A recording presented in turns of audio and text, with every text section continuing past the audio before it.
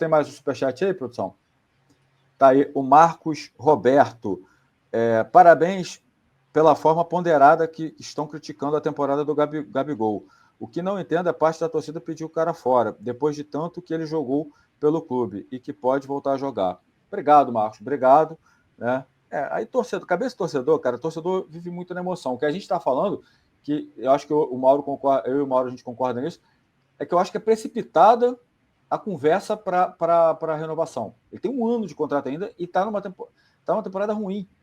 Né? Então, enfim, você acaba premiando um jogador numa temporada muito ruim. Então, esse é o ponto. Agora, a torcida, cara, a torcida do Flamengo é como outras torcidas também, muda de opinião toda hora, enfim. O Diego Ságio. Muda de opinião e os caras distorcem também o que a gente Muito. fala, né? Isso aí é uma especialidade também, né? Por exemplo, passou aqui um elemento aqui agora, você defendia o técnico. Cara, eu defendo técnico nenhum, eu defendo o direito do cara fazer o trabalho dele.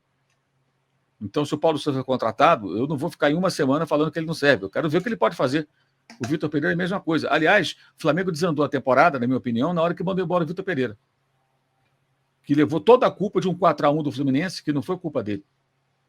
Foi culpa dos jogadores, que fizeram uma partida ridícula, e dos dirigentes que permitiram chegar àquela situação e que deram 42 dias de férias. O Flamengo não teve preparação adequada. O Vitor Pereira não estava no Flamengo quando decidiram dar 42 dias de férias. Ele estava no Corinthians ainda. Então, os responsáveis não fizeram nada, ficaram lá e mandaram... Escolhe um Judas aí e manda embora. E a torcida cai nessa. Não sei se o Vitor Pereira faria um bom trabalho depois. Não sei. Ele não é um mau técnico. Não é mau técnico. E mostrou isso em alguns momentos ali. Mas ele não teve nenhuma condição de trabalho, cara. Nenhuma condição. O Flamengo começou o ano com jogadores mal fisicamente, sem pré-temporada, com jogos importantes, valendo troféus logo de cara, e um encavalado no outro, e tudo deu errado. Qual foi a culpa do Vitor Pereira para o Mundial de Clube? Sabe qual foi a culpa dele? Colocar o Mateuzinho para jogar. Que já, de cara já errou. Agora, ele teve culpa do que o Gerson fez contra o Al-Hilal? Será que foi culpa dele a maneira como o time se comportou nos 4-1 do Fluminense? Foi culpa dele o Flamengo dominar amplamente o Independente Del Valle do Maracanã, totalmente, e só conseguiu fazer um gol no final do jogo? O time criou uma porção de chances, o Del Valle não teve chance nenhuma, era para ser 3-0 no primeiro tempo aquele jogo. O Flamengo só venceu o gol no final. Será que ele não fez o trabalho dele direito, não? A estratégia não foi bem montada? O Flamengo fez naquele jogo, os laterais atacando muito, trabalhando muito forte, 2 bolas nas traves, inclusive. E o Flamengo foi perdendo os pênaltis. Um jogo que era para ter vencido no tempo normal. Pode pegar esse jogo para ver. O primeiro tempo foi assim, avassalador. E não conseguiu fazer o gol. Porque sabe por quê? Não é culpa do Vitor Pereira. Isso vem desde o tempo do Jorge Jesus, lá atrás. Do Abel Braga. O Flamengo, para fazer um gol, tem que ter 500 chances. É impressionante o índice de gols perdidos. Há vários anos o Flamengo, esse ano eu não sei, mas até o ano passado, sempre ele era o clube, nos últimos anos, com maior quantidade de claras chances de gol e perdendo o maior número de chances de gol. Cria e perde. Problemas a serem resolvidos que não faz assim no estalar de dedos. Mas quando você aponta o dedo só para o técnico, cara, fica nisso eternamente. Agora, existem situações que os técnicos erram gravemente, como o São Paulo na final da Copa do Brasil. Então, eu não defendo técnico nenhum, eu não defendo ninguém. Eu não sou advogado para ficar defendendo, advogado de defesa. Eu sou jornalista. Agora, eu defendo o direito do técnico mostrar o que ele pode fazer. O Tite subiu outro dia, tem gente que acha que não serve. Caramba, como é que o cara... É muita pretensão achar que você, depois de 7 jogos, tem condições de dizer que um técnico não serve. Desculpa, quem pensa assim é extremamente arrogante e pretensioso. O cara acha que em 7 jogos... Com base em quê, meu amigo, você acha isso? Eu pergunto para os torcedores. Com base em quê? Qual o seu conhecimento de futebol? Quantas horas por dia você pensa em futebol, trabalha com futebol, estuda futebol? Você trabalha? Tem uma profissão? É do futebol? Não, certamente você faz outras coisas. Se o futebol para você é um hobby, e você acha que tem condições de dizer que um técnico não serve com 7 jogos. E é por isso que o Flamengo fica nessa situação, nessa roda viva. O próprio Jesus jogo de sábado mostrou disso, isso. Né? O jogo de sábado mostrou isso. O jogo de sábado mostrou isso. O Flamengo faz um jogo contra o Fluminense e no segundo tempo o Diniz vai muito melhor que o Tite. Agora, quem conhece melhor o seu elenco? O Diniz ou o Tite? O Tite chegou ontem, o Diniz está desde o ano passado.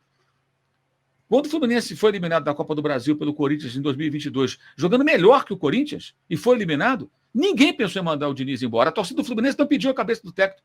Um ou outro pode ter pedido, mas em massa ela não pediu. O Mário Bittencourt, presidente, nem cogitou a possibilidade de demiti-lo. E mesmo depois de perder 2-0 para o Flamengo na final do Carioca, o Fluminense acreditou na virada e meteu 4. Essa é a única lição que o Fluminense deixa para o Flamengo.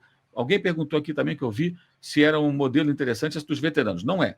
Para mim, o que aconteceu com o Fluminense, que é a Copa do Brasil, a Copa do Libertadores, com vários veteranos, não é regra, é exceção. Mas para ganhar, durante o jogo, o treinador, que conhece bem o elenco, tirou todos os veteranos e colocou a garotada. Senão, não ia aguentar, não. Tá? Não ia aguentar, não. Então, eu acho que essa não é a receita. Acho que a receita do Flamengo, até mal executada em alguns momentos, mas ela é correta. Que a ideia do Flamengo é o quê? Trocar para jogadores mais novos. Isso vem sendo feito. Aí podemos discutir as escolhas e a não continuidade de trabalho. Então, está na hora de parar com isso. De um técnico trabalhar, você esperar que as coisas aconteçam. Nem Guardiola conseguiu resultado imediato. A primeira temporada dele na Inglaterra, ele ficou em terceiro no campeonato, não levantou nenhuma taça. Depois disso, amigo, vai só varrendo, vai levando tudo.